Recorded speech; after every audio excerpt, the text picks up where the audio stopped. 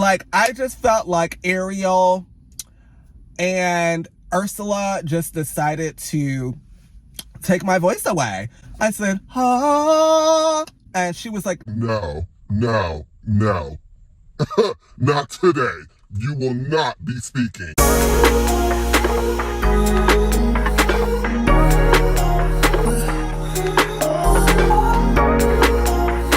welcome back, Gumdrops. It's Charlie T back again with another video. So, an update on my procedure. I did have my procedure a few days ago and it turned out well. I have received great news, thankfully.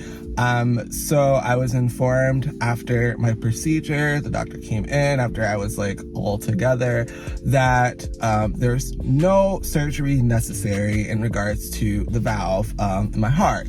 So that is great. I'm so happy. I just have to follow back up with my cardiologist to speak about, you know, everything and how they want to move forward with other things that were found, but it's not like life-threatening. And I know personally what I want to do next in regards to my health.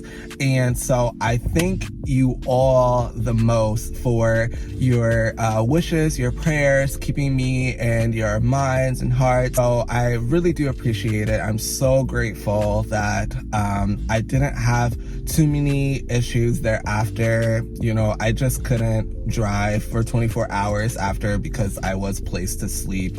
They placed me on anesthesia. And then I also had a very sore throat. So that lasted just honestly until today.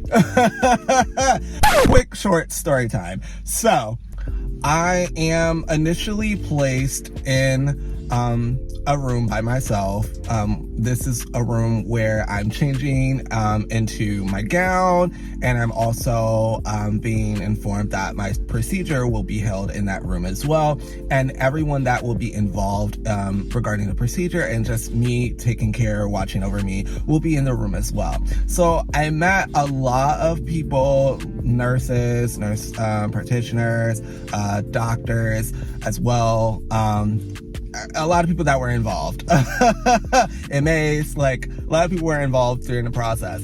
And so they were all very kind, very sweet. I had to repeat myself quite a few times in regards to like what I was being seen for. In my mind, I was like, you don't already know this? Only like one doctor really knew, I guess, directly what was going on. Well, two doctors knew directly what was going on, and then everyone else just didn't know prior to. So I was just like, oh my goodness. But anyway, that's neither here nor there. I then am placed like, it's like a mat. Like, it's like, I don't know how to describe it. It's like a triangular mat. Mat that it was placed on underneath like my right side, so I can like lay, and I'm like tilting on my left side. Granted, realizing like after all of that, I have a lot of neck pain since then. I will put that out there. I'm still experiencing a little bit of neck pain, but we're gonna move it along. Then they place this mouth, I don't want to, it's not cage, but it's like a mouth holder guard. We're gonna go with the guard. Mouth guard in my mouth, they place, and then afterwards they place like oxygen mask when also inserting the anesthesia through my IV. I wake up, long and behold, I'm seeing two individuals that I've not seen once a day in my life. Like, y'all weren't in the room for my procedure. Like, you never came prior to anywhere. Like, you never walked me to my room. I'm a little confused. Then I was a lot of confused when I noticed that like I was in a whole different room altogether. I was like, wait a minute. And there was like numerous like people like that were also getting procedures done. And I was just like, no, wait a minute. What's going on? What's going on? Please let me know. Then like, I instantly, I'm like trying to talk, and my voice, when I tell you, It was burning. It was flaming hot. Like, I just felt like Ariel and Ursula just decided to take my voice away. I said, "Ah," and she was like, No, no, no. Not today. You will not be speaking. I tried to talk and she said, so I said, you know what? I'm just going to type. Typed on my phone in my notes, and I showed it to a random like inmate that was passing by, or maybe he wasn't an inmate. I don't know exactly what he was, but he worked there. So he was passing by, and then I'm like showing him, I'm like, here, and then he looks, and I typed in, where am I? And I should have been more specific, I guess, asking where I was, and specific to the location within the hospital. This man tells me the exact location, the building, like the actual hospital and all of that. And I was just like, oh, okay. Like, you know, I didn't really ask for all of that, but I can see why you gave me that. Like, you know.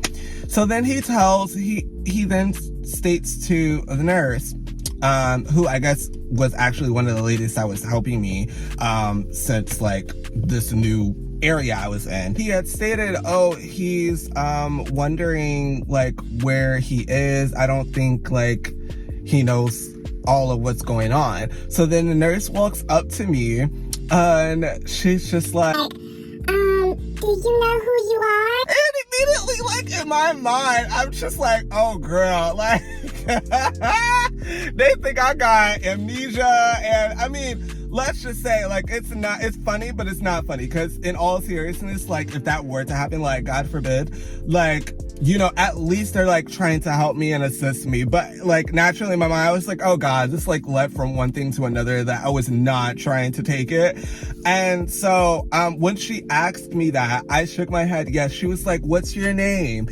And so I then typed it out on my phone, and I showed her Charlie, and she's like, okay. She's like, can you talk? And I shook my head no, because Ursula took my voice. And so she said, okay, were you able to talk before you got here? And I said, and she said, can you try to talk? And I was like, and I wrote down, like, it hurts to talk, like my throat is sore. So another nurse, or whatever the title of the other individual that was assisting me, came in, and she stated, she asked, she was like, oh, is your like throat really sore? Like it's hard? And I just shook my head, like, yes. And so they ended up coming back, like they left, and well, one of them left and then came back with these like the stuff that looks like cough drops, but not exactly. I forgot what you called them already. Don't judge me. And then also gave me like a cup of ice water. And so I drank the ice water, and then I also like took one of the like the thing that they gave me, and so it helped some, right? And then afterwards I got picked up by my family, and I was on my way. I relaxed at my grandmother's because I couldn't drive.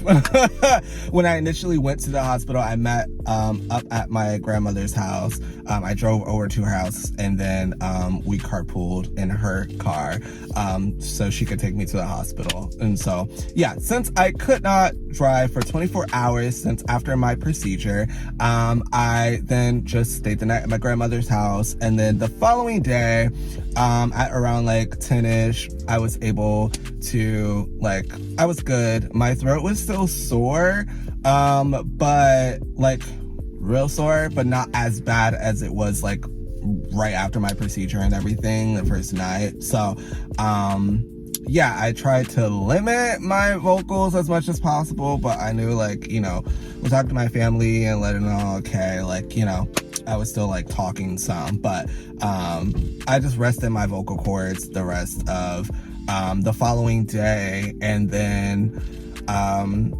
today, here we are. Here we are.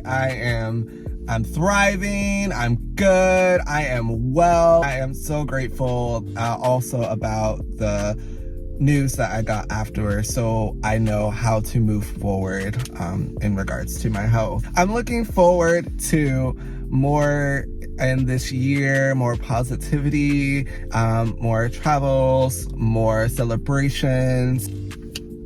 Peace.